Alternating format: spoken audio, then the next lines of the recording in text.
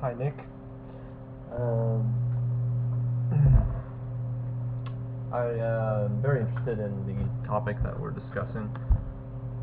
Um, I wouldn't. I don't want to.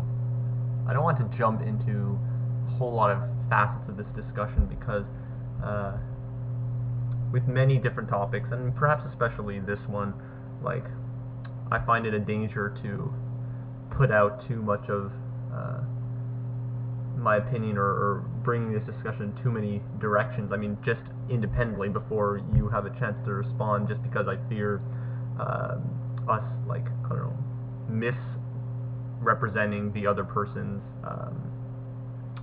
ways of looking at like the topic, or misinterpreting terminology and stuff like that. Like I've had whole conversations that like where so much time was wasted because we weren't really addressing each other's points because they weren't laid out well enough. So I guess I'm going to just open up this discussion uh, with a simple thought that I had about like your first, like the starting point that you started your video with, which is the example of the man or various victims of like brain lesions that um, are compelled to well, I have no more kind of like, I guess, sexual restraint or whatever. Um, Now, I'm going to say, I guess, why I don't think this example is a threat, or if it is a threat to our view of personal freedom. I don't. I'm going to say that it's not a new threat. It's not a threat that we haven't seen before, or maybe we're only noticing the threat now because it is so obvious to us. But it is something that I've already considered in everyday examples, and I'll tell you why. Um, the reason why that this brain lesion thing is seen as a problem is because it's an element that restricts a person's ability to make a decision that, I guess, jives with their self-constructed view of the world. I mean, if the brain lesion like changed a person's perspective and like made someone like fully aware that they now were some sort of sexual pervert or sexual addict, then I guess you could say, okay, well, no, I guess you can say that the lesion, like, I guess, influenced them to change like their personality, and now they're willingly taking off their clothes or willingly doing this and that. But I think that actually, no, that would probably also pose another problem. So I guess we won't talk about that. I mean, we could probably talk about it. I mean, I guess it does make another interesting discussion. But in this case, it is kind of clear that these people are taking off their clothes and are immediately regretting it. Like it's beyond their obvious control. So let's get back, make this simpler. Back to what I was saying. The reason this is seen as a threat to freedom, or the way we see freedom, is because people's ability to do what they want to do is being infringed upon, and being quite directly infringed upon.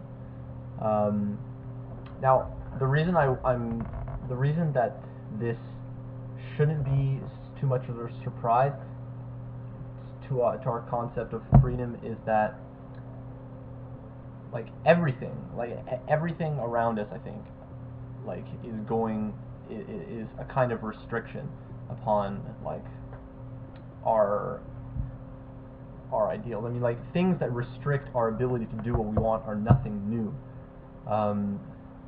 Like because it's within my ideal, within my ideal view of the world, and like what I would like to do. Like, I would totally want to like blast off and shoot laser beams out of my eyes that grew trees, or that like brought into existence like food from absolutely nowhere, so I can feed like starving children.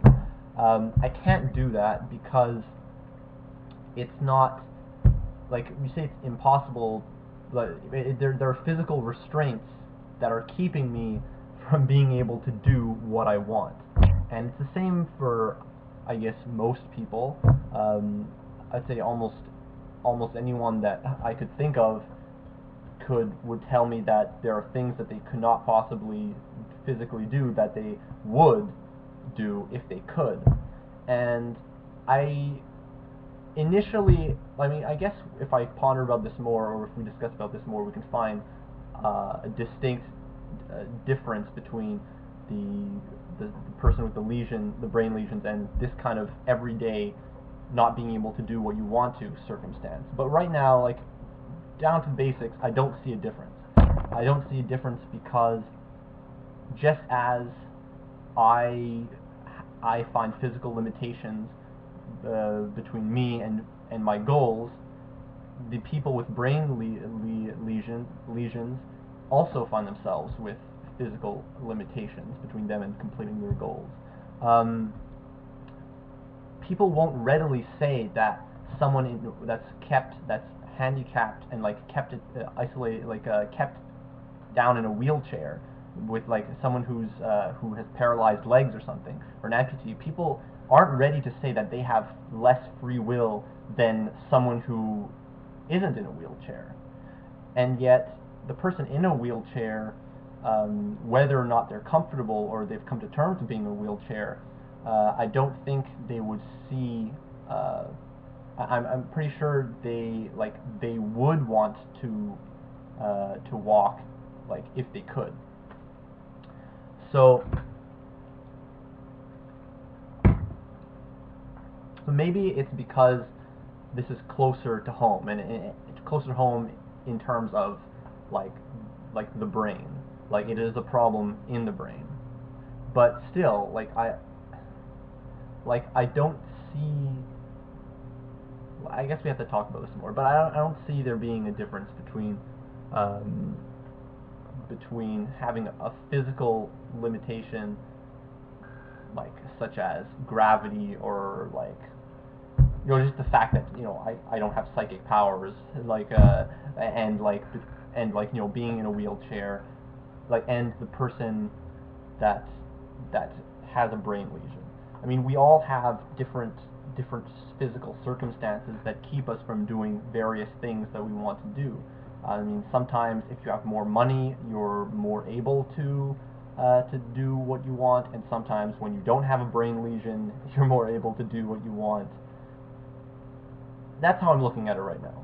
I think that's a fine place to start the discussion, because I think this problem of coming to terms with free will, or some lack of free will, or getting rid of the traditional way of looking at free will, and perhaps finding, or perhaps not finding, a new way of looking at free will.